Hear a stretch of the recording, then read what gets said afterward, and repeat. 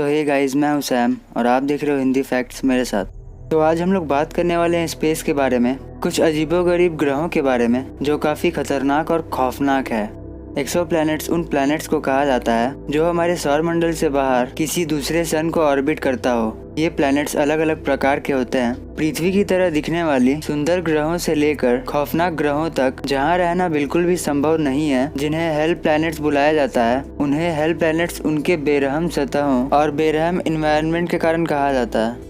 अंतरिक्ष में आपको कई ऐसे प्लैनेट्स मिलेंगे जिनका निर्माण डायमंड से हुआ है, और कई ऐसे ग्रह मिलेंगे जो पूरे के पूरे जमे हुए हो, और कुछ ग्रह ऐसे मिलेंगे जहां का एक साल हमारे पृथ्वी के 9 लाख साल के बराबर होगा। एट प्रेजेंट हमने 3730 एक्सोप्लैनेट्स की खोज कर चुके हैं। इन एक्सोप्लैनेट्स में से एक है कॉरोट 7b, COROT 7b। यह हमारी पृथ्वी से 1.5 गुना ज्यादा बड़ा है और यह अपने सूरज का ऑर्बिट केवल 20 घंटे में पूरा कर लेता है। इस ग्रह की उम्र 1.5 बिलियन ईयर्स है। इस ग्रह को 2 हेल इन 1 भी कहा जाता है। इसका कारण यह है, यह पृथ्वी के मुकाबले अपने सूरज से 60 गुना ज्यादा नजदीक है, और इस ग्रह का सूरज हमारे सूरज से 360 गुना ज्यादा बड़ा भी है, जिसके कारण इसका सरफेस बहुत ज्यादा गर्म हो जाता है। इस ग्रह की सतह इसके सूरज के गर्मी से 4700 डिग्री फ़ारेनहाइट मतलब 2590 डिग्री सेल्सियस तक गर्म हो जाती है। इतना हीट काफी होता है चट्टानों को गलाने और उसको भाप बनाने के लिए, और चट्टानों के भाप ठंडा होकर छोटे छोटे पेबल्स के रूप में बदल जाते हैं और इस ग्रह के सतह पर बारिश की तरह गिरते हैं। इन शॉर्ट, पत्थर की बारिश। कुछ सिद्धांतों के अनुसार इस ग्रह पर लावा के समुद्र पाए जाते हैं। इसके विपरीत इस ग्रह का वह भाग जो सूरज से उल्टी दिशा में है, वहाँ का तापमान -235 डिग्री सेल्सियस तक चला जाता है। कॉरोट 7b को 2009 में खोजा गया था। तब यह पहला अर्थ लाइक रॉकी प्लैनेट था। अर्थ लाइक का मतलब होता है पृथ्वी की तरह, और रॉकी प्लैनेट मतलब होता है जिस प्लैनेट का सतह हो, और इस ग्रह को उस टाइम हैबिटेबल प्लैनेट माना जाता था। हैबिटेबल प्लैनेट मतलब जहाँ लाइफ संभव हो। हालांकि इसे अब अनहैबिटेबल प्लैनेट माना जाता है। माना जाता है कि यह एक गैस प्लैनेट में बदल जाएगा और इसका आकार पृथ्वी से 100 गुना ज्यादा बड़ा हो जाएगा अगर यह अपने सूरज के ज्यादा करीब चले जाए।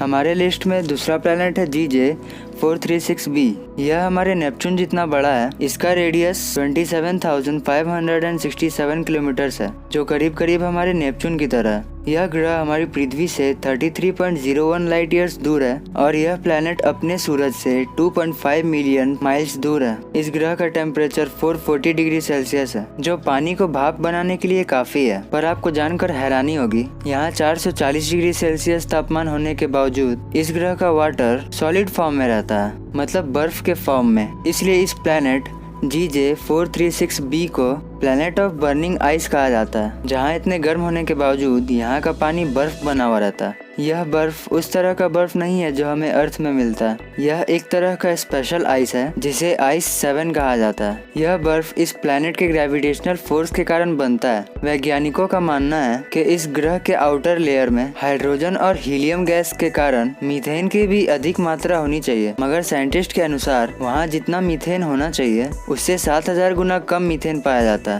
उसके बाद आता है 55 कैंकरी E। यह केवल 168 घंटे में अपने सूरज का चक्कर लगा लेता है। 55 कैंकरी E जेनसन नाम से भी जाना जाता है। यह हमारी पृथ्वी से 40 लाइट ईयर दूर है, और इस ग्रह की सबसे खास बात यह है कि यह 1/3 भाग डायमंड से बना है, मतलब इसका 1/3 हिस्सा केवल डायमंड है। यह उस ग्रह के एटमॉस्फेयर में कार्बन का अंश ज्यादा होने के कारण हो सकता है, जो उसके सूरज के गर्मी और प्रेशर के कारण, सूरज के साथ साथ उस ग्रह के गर्मी और प्रेशर के कारण प्लैनेट का 1/3 हिस्सा डायमंड में बदल गया, जिसका करंट प्राइस है 26.9 नॉनिलियन।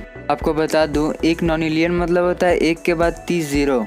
यह ग्रह कॉरोट 7b की तरह इसका एक फेस हमेशा सूरज की तरफ रहता है और दूसरा फेस हमेशा सूरज से दूर। यह ग्रह अपने स्टार के काफी नजदीक है, इसलिए यहाँ वाटर लिक्विड फॉर्म में नहीं रहता और ना ही वह पूरी तरह भाप बन जाता है। यह पानी की एक अजीब सी स्थिति होती है जब पानी ना ही लिक्विड स्टेट में रहता है ना ही गैस स्टेट में, वह उन दोनों के बीच के स्टेट में रहता है। इस ग्रह का जो हिस्सा इसके सूरज की तरफ रहता है उसका टेम्परेचर 2204 डिग्री सेल्सियस रहता है। उसके बाद आता है वास्प 12b। यह प्लैनेट जुपिटर से भी 1.8 गुना बड़ा है। यह अपने स्टार का चक्कर 26.4 घंटे में पूरा कर लेता है। इस ग्रह को अ डार्क एंड डूम्ड वर्ल्ड भी कहा जाता है। यह एक ऐसा अजीबोगरीब ग्रह है जो अपने स्टार के ग्रेविटेशनल फोर्स के कारण लंबी शेप में स्ट्रेच हो गया। यह प्लैनेट और केवल 10 मिलियन साल तक ही जीवित रहेगा। उसके बाद या तो यह नष्ट हो जाएगा या फिर अपने स्टार के द्वारा कंज्यूम हो जाएगा। इस ग्रह का स्टार हर साल वास्प 12b से 189 क्वाड्रिलियन टन्स कंज्यूम करती है, मतलब अपनी तरफ खींच लेती है। आपको बता दूं, 1 क्वाड्रिलियन का मतलब होता है 1 के बाद 24 जीरो। तो क्या आप सोच भी सकते हो कि किस गति से यह ग्रह नष्ट हो रहा है। इस ग्रह की एक खास बात और है, यह इसके स्टार से आने वाले 94% लाइट को एब्जॉर्ब कर लेती है और केवल 4% लाइफ को ही रिफ्लेक्ट करती है। इसलिए इस ग्रह को ब्लैक एज एस्फल्ट भी कहा जाता है। इसके बाद आता है ट्रैपिस्ट 1b। इसका आकार हमारे अर्थ की जितना है और यह अपने स्टार का चक्कर 36 घंटे में लगा लेता है। यह ग्रह जिस सिस्टम में है उसके सेंटर में एक रेड स्टार है, ट्रैपिस्ट। अंधेरे के आकाश में हमें 6 चमकते हुए लाल चांद दिखेंगे, पर असल में वे चांद नहीं, उस सिस्टम के 6 ग्रह हैं जिससे लाइट रिफ्लेक्ट हो रही है। ट्रैपिस्ट सिस्टम में 3 ऐसे ग्रह हैं जो हैबिटेबल जोन में पाए जाते हैं। हैबिटेबल जोन मतलब वो जोन होता है जहाँ लाइफ संभव हो सकता है। इस प्लैनेट का टेम्परेचर 1226 डिग्री सेल्सियस है। वैज्ञानिकों का मानना है इन ग्रहों के सिस्टम में जितने भी 7 ग्रह हैं, उन ग्रहों के पानी को अगर मिला दें तो वो पृथ्वी में मौजूद पानी से 250 गुना ज्यादा होगा। इस सिस्टम के प्लैनेट में 5% पानी के अंश है, जबकि हमारी पृथ्वी में केवल 0.02% है। वैज्ञानिकों का मानना है कि यह भी एक रॉकी प्लैनेट है, न कि गैस प्लैनेट। और उसके बाद आता है केपलर 70b।